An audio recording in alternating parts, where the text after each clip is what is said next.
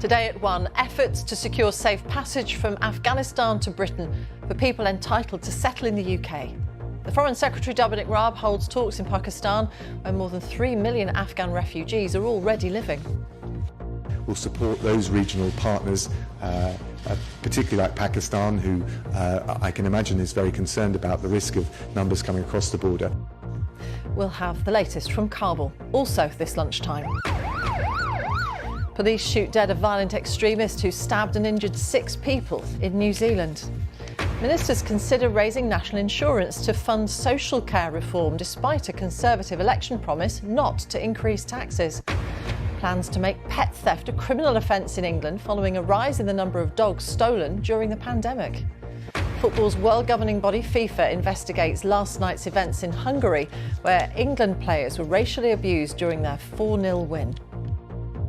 And coming up in sport on the BBC News channel, Paralympics GB passed the 100 medal mark on day 10 in Tokyo as Emma Wiggs makes history by winning the canoe sprint.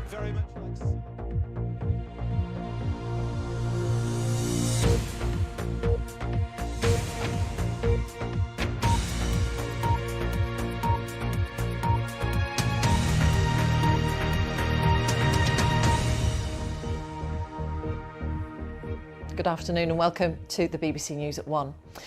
The Foreign Secretary Dominic Raab says he's had constructive discussions with his counterpart in Pakistan about securing safe passage from Afghanistan for people entitled to settle in the UK. With Kabul's airport still closed, Pakistan is crucial in the mission to help people flee Afghanistan because the two nations share a land border. He told a news conference in Islamabad that Britain was sending £30 million of aid to help Afghanistan's neighbours cope with refugees. He also said UK experts were heading to the region to coordinate efforts. This report from our diplomatic correspondent James Landale. For anyone trying to flee Afghanistan by land, this is the kind of border crossing they'll face. Wire fences, armed guards and queues of refugees not going anywhere fast. This is Torkham, to the east of Kabul, one of the main gateways to Pakistan. In normal times, thousands cross it every day. Now, it's just a trickle. At present, the Taliban are just standing by, waiting. They're not settled yet.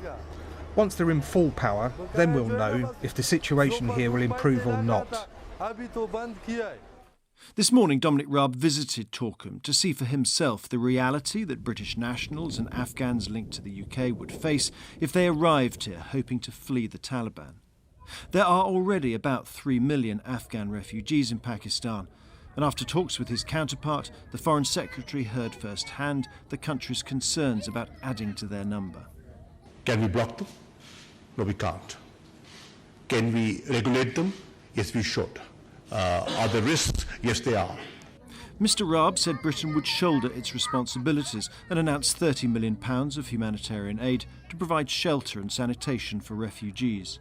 We'll support those regional partners, particularly like Pakistan, who I can imagine is very concerned about the risk of numbers coming across the border. We'll want to make sure we can support those partners in the region deal with that. As for the people of Afghanistan, Mr Raab said any aid would be channelled through charities and not the Taliban. But he promised more dialogue with the group. Without it, he said, Britain could not have evacuated more than 15,000 people from Kabul airport. We need to try and forge a stronger group of countries and a wider group of countries around those basic issues. A more inclusive government, safe passage out, no safe haven for terrorism, the humanitarian lifeline that it's in all sides' interest to see allowed and preserved to preserve regional stability. But aid and refugees often have to cross by land, and these mountains show how hard that may be. Diplomats say there's a real risk of a refugee crisis in Afghanistan, and it's not clear yet what the outside world might do to avoid it.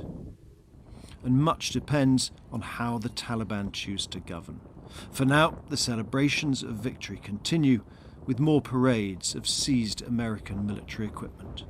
James Landale, BBC News. Our Chief International Correspondent Lise Doucette is in Kabul. Lise, the Taliban are forming a government. What do we know about its makeup so far? Yes, we are told that the Taliban are forming their new government. Taliban posted a few days ago photographs from the presidential palace, this walled citadel in the heart of the city, piles of their Taliban white flags with their black script saying we're going to announce the government soon in a grand ceremony. But every day, including today, we're told, well, it won't be today. We believe the part of the delay is because the Taliban are very proud to boast that they now control more of Afghanistan than they did when they were in charge in the 1990s. But there's one of the smallest provinces with one of the biggest legends, which is still holding out, the Panjshir Valley, about 50 kilometers away from Kabul in eastern Afghanistan. There's said to be thousands of militias, former government soldiers led by one of the former vice presidents and commanded by a 32-year-old London graduate and a graduate of Sandhurst Military Academy in Britain, who's the son of the famed commander Ahmad Shah Massoud, who fought against the Taliban and fought against the Soviets. The two sides are said to be trying to negotiate a way out, but there's no solution in sight, and therefore we've heard reports of heavy fighting in the last 24 hours. There's a lot of defiance in that stunning valley, but hard to see how they can hold out for so long, with the Taliban so determined to say they are now in complete charge of Afghanistan. Lise, thank you very much. Lise Doucette in Kabul. A leaked government document seen by the BBC says the Treasury must urgently confirm extra funding for local authorities to house Afghan refugees. Our political correspondent Ione Wells is in Westminster. And how big is this shortfall thought to be, Ione?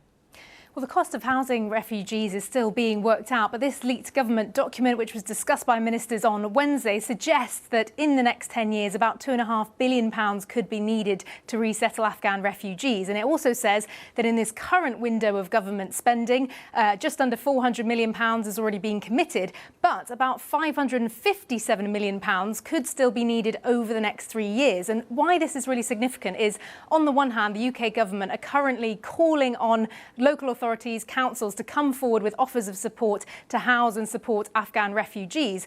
On the other hand, this government document says that the Treasury needs to urgently commit to that extra funding so that councils can come forward with these offers of support. So there's a slight tension here between what's been promised publicly and privately, what the estimates of these costs are. Now, local leaders are meeting with the Community Secretary Robert Jenrick later. Some of them have also expressed concerns about a lack of clarity about how much funding they're going to get to house each refugee. But I think at the core of all of this is really the fact that the UK has promised to resettle Afghan citizens, both those that helped the UK government, but also vulnerable people who are fleeing persecution in the country. The question now that ministers have to answer is, will they sort of put their money where their mouth is? Will they commit to this extra funding, which this government document estimates is needed, so that councils can come forward with that support in the knowledge that they'll be able to foot the bill for it? Ione, thank you very much. A man who stabbed and wounded at least 6 people at a supermarket in New Zealand has been described by the country's Prime Minister as a violent extremist. The Sri Lankan man was shot and killed by police. Jacinda Ardern said he had been known to authorities. Our correspondent Phil Mercer reports. The attacker was under 24-hour surveillance when he began his rampage at a supermarket in Auckland. It lasted less than a minute, but 6 people were wounded, some of them seriously. He stabbed this woman when she came out. I was going in. I went down to the other end. There was an old gentleman, European man, lying on the ground. Jacinda Ardern, the New Zealand Prime Minister, said the assailant was shot dead by the police within 60 seconds of the attack starting. What happened today was despicable. It was hateful. It was wrong. It was carried out by an individual, not a faith, not a culture, not an ethnicity, but an individual person who was gripped by ideology that is not supported here. Senior officers have insisted that armed police intervened as quickly as they could. The reality is that when you are surveilling someone on a 24/7 basis, it is not possible to be immediately next to them at all times. The staff intervened as quickly as they could, and they prevented further injury in what was a terrifying situation. The man, a Sri Lankan national, arrived in New Zealand a decade ago, was identified as a national security threat in 2016 and had been monitored ever since. Despite his dangerous views, there was no legal reason for him to be detained. We have utilised every legal and surveillance power available to us to try and keep people safe from this individual. Many agencies and people were involved. This act of violence will stir painful memories in New Zealand of the deadly mosque attacks in Christchurch in March 2019, when a gunman, a self-confessed white supremacist, murdered 51 worshippers. Once again, the nation's isolation has been no defence against extremism. Phil Mercer, BBC News, Sydney. A former Conservative Health Secretary is urging the government to raise tax to fund the reform of social care despite an election pledge not to. Jeremy Hunt, who chairs the Commons Health Committee, said the amount needed was, in his words, far bigger than the Chancellor could find down the back of the sofa. Our correspondent Jonathan Blake is in Westminster. How likely is it then that we're going to see a tax increase despite a manifesto pledge to the contrary? It looks likely, Martine. There is no effort from Downing Street today to deny reports that the Chancellor, the Prime Minister and the Health Secretary have been discussing raising national insurance contributions as a way to fund reform of social care and help the NHS clear the backlog caused by the pandemic. It is a hugely controversial political decision, though, for a couple of reasons. Conservatives don't like raising taxes full stop, and this is one which would see around 25 million people paying more from their earnings in tax every month. And what's more, it is a tax that the Conservatives specifically promised not to raise before the last election. Their Conservative manifesto committed to not putting up national insurance, VAT or income tax. But the Prime Minister appears possibly ready to break that promise in order to keep another one, which he made on his first day in office in 2019 to fix the problem of social care once and for all. And there's no doubt that a properly funded system of caring for the elderly, disabled and others who need support day to day is one of the most pressing problems that the government faces. While no decisions have been made, I'm told it seems a decision could come, an announcement could come next week, and with that will have to come a case made by the Prime Minister that this is going to cost you, but in the end it'll be worth it. Jonathan, thank you very much. Football's world governing body, FIFA, is investigating racial abuse by Hungary fans towards England players during last night's World Cup qualifier in Budapest. England condemned the abuse as completely unacceptable, and Boris Johnson has urged FIFA to take strong action against supporters who made monkey noises and threw objects onto the pitch during the game, which England won 4-0. Natalie Perks reports. The atmosphere was hostile from the very start in the Puskás arena. The Hungarian Federation pleaded supporters not to boo. There's quite a bit of booing. Please not to boo. England's anti-racism gesture of taking the knee fell on deaf ears. But as the night grew on, it got much worse. England players were pelted with plastic cups and some faced monkey chants from the stands by some of the so-called ultras. I don't think our players can do anything more than they have done over the last 2 or 3 years in trying to get the right messages out, take the right stands, and it's for other people to protect them. It's for me to protect them in the main, but for the authorities to protect them as well.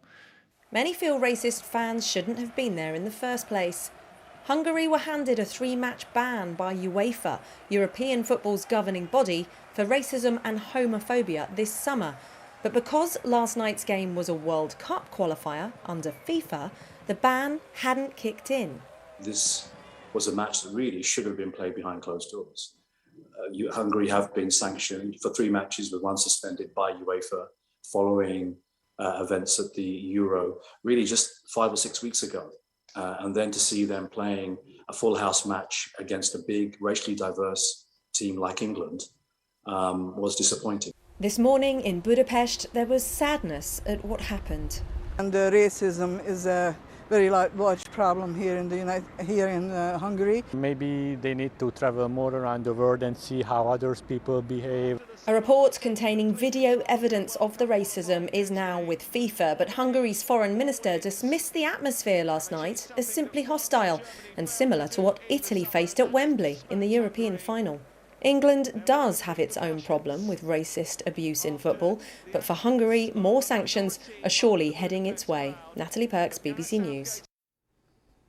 Time is 1:15. Our top story this lunchtime. The Foreign Secretary Dominic Raab holds talks in Pakistan in an effort to secure safe passage from Afghanistan to Britain for people entitled to settle in the UK. And coming up, 3 more golds for Great Britain take the team past the 100 medal mark at the Tokyo Paralympics. And coming up in sport on the BBC News channel, a strong start for India as England lose wickets in the 4th test at the Oval, with Craig Overton and David Milan falling early on day 2.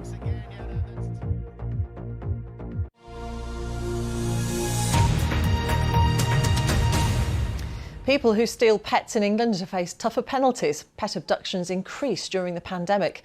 Figures show 2,000 dogs were reported stolen last year alone. Theft of pets is currently treated as a loss of property, but there are now plans to make the abduction of animals a criminal offence. Our correspondent Duncan Kennedy reports.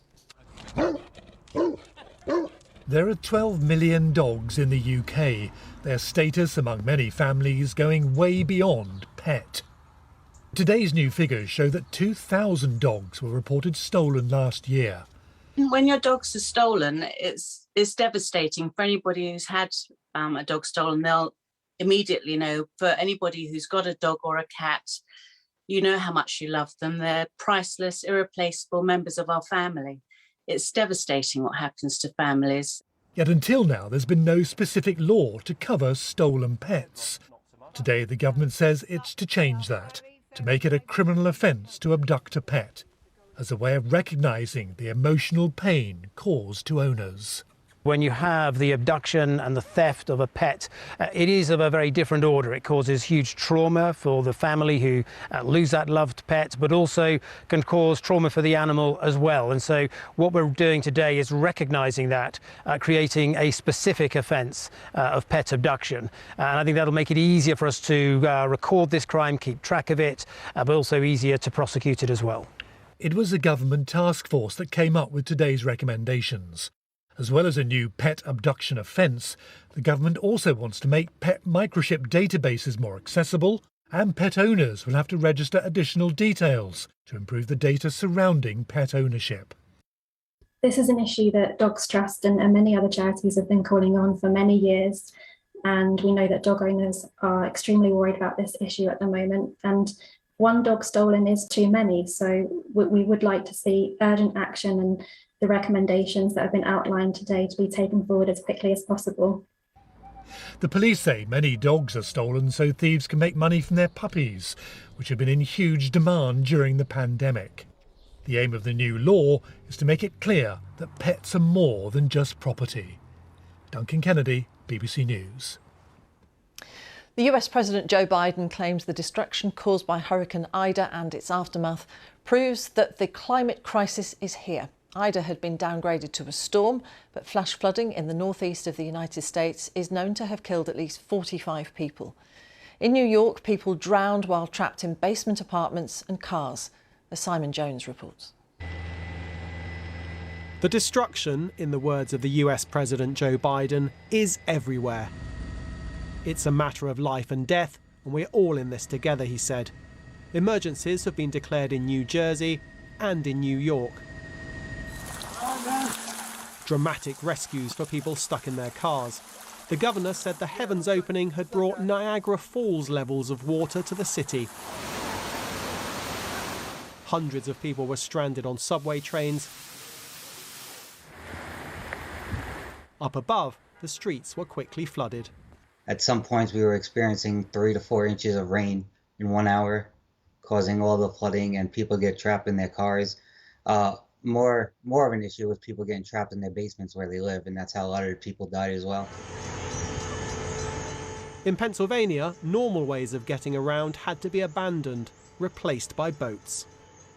I woke up to a lot of people banging on my door and Just a lot of noises in my house, basically coming from my basement, and went downstairs and saw about 6 feet of water in my basement, and opened the front door and noticed the entire street was about 4 or 5 feet high with all the cars, submerged in water. Pretty crazy. The record amounts of rain fall in such a short space of time, caused by the remnants of Hurricane Ida, seemed to take everyone by surprise. We were staying at the Residence Inn when the waters rose much higher and faster than we ever anticipated, and found ourselves trapped. Climate experts say change is needed. We have 20th century or even 19th century cities in some places in the United States and a brave new 21st century climate. So there's a mismatch between what we have built in our cities today and the climate realities that face modern cities. In California, it's fires rather than flooding that are causing chaos. The past few days of Hurricane Ida and the wildfires in the West and the unprecedented flash floods in New York and New Jersey is yet another reminder that these extreme storms and the climate crisis are here. The time to act, he says, is now, but keeping a lid on future destruction won't be easy. Simon Jones, BBC News. 1 in 10 buy now, pay later shoppers have been chased by debt collectors, according to the charity Citizens Advice. It says the rapid expansion of this type of service has left consumers unprotected and ill-informed, but companies who use it defend it as a cheaper alternative to credit cards. Coletta Smith reports. These boots are made for walking. It's easy, it's fast, and it's everywhere. Since buy now, pay later options arrived in the UK, lots of us have been clicking those buttons to spread the payments. Normally you split the bill over a couple of months with no added interest, but missed payments do have consequences, as Jordan found out. He's 23 and spent about £300 on clothes with ClearPay, Klarna and Lay-By. But then things went wrong and his accounts were passed over to debt collection agencies. At that time, I was in a financial situation where, okay, I have this first instalment that I can pay now. I'm going to get paid next week. I can pay the second instalment. I'm going to pay the next week, third instalment. I lose my job. And then I'm straight in debt for a while. Citizens Advice say that none of the leading retailers' websites clearly warned people that they could be referred to debt collectors or that they could be charged extra at that point. The charity's latest research shows buy now, pay later shoppers were charged £39 million in late fees in the past year. The problem with the buy now, pay later sector is that it's grown incredibly quickly. So it trebled in size in 2020 alone.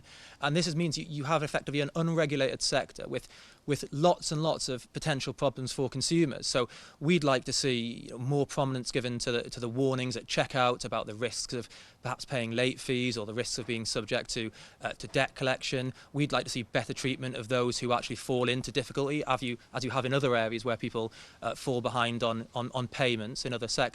So strong regulation is incredibly important. It's desperately needed and needs to be brought in as quickly as possible. The government say they're already planning to bring in regulation to protect consumers. But they also say that buy now, pay later can be a helpful way to manage your finances. Regulation can't come soon enough for debt charities, who say they're seeing more and more people turn to them for help. And those who've already been caught in a debt trap have a warning for others. The amount of things you can actually buy in buy now, pay later, I always thought it was just clothes. I thought you could just get clothes, buy now, pay later.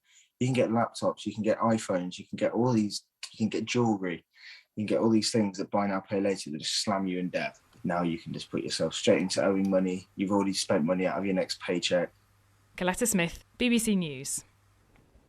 There's been a hat-trick of gold medals for Great Britain on day 10 of the Paralympics. Owen Miller won the 1500 metres. Jonathan Broome-Edwards came first in the high jump.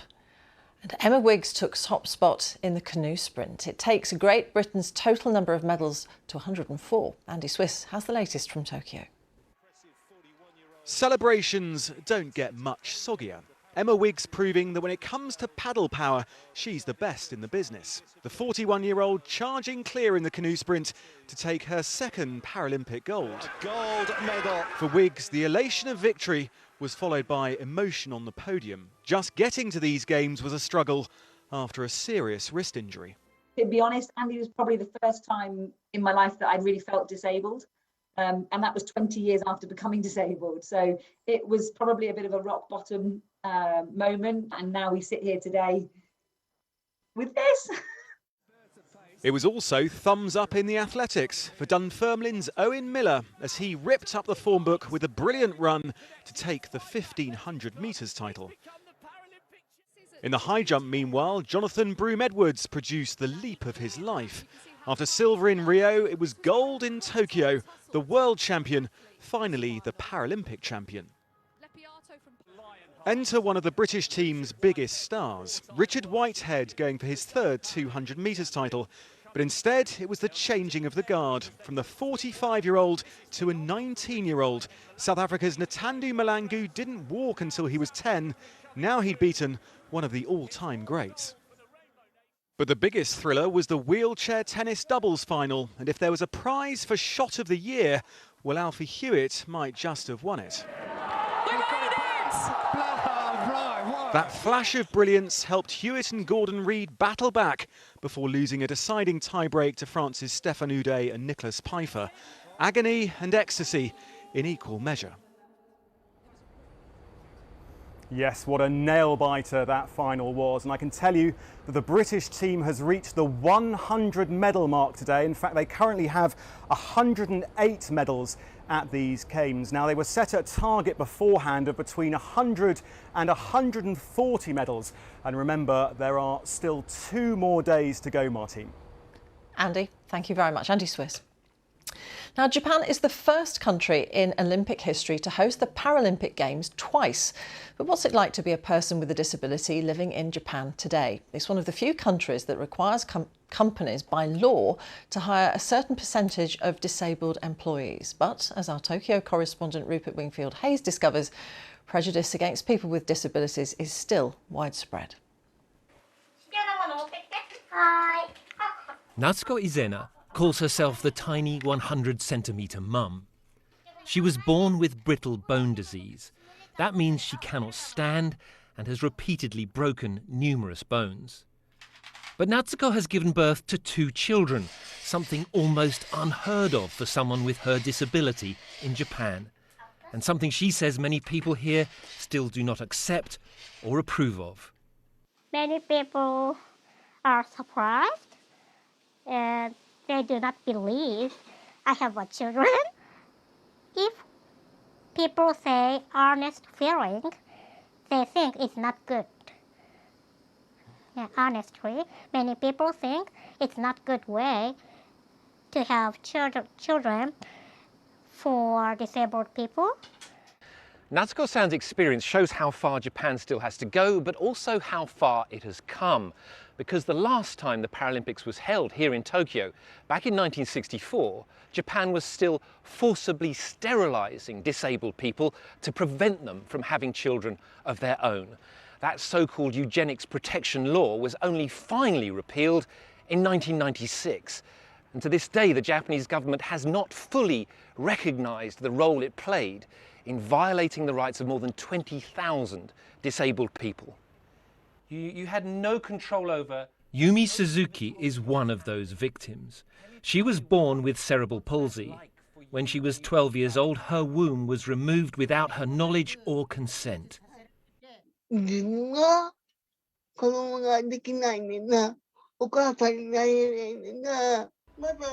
Suzuki-san and other victims are now suing the Japanese government, demanding it compensate them for what was done.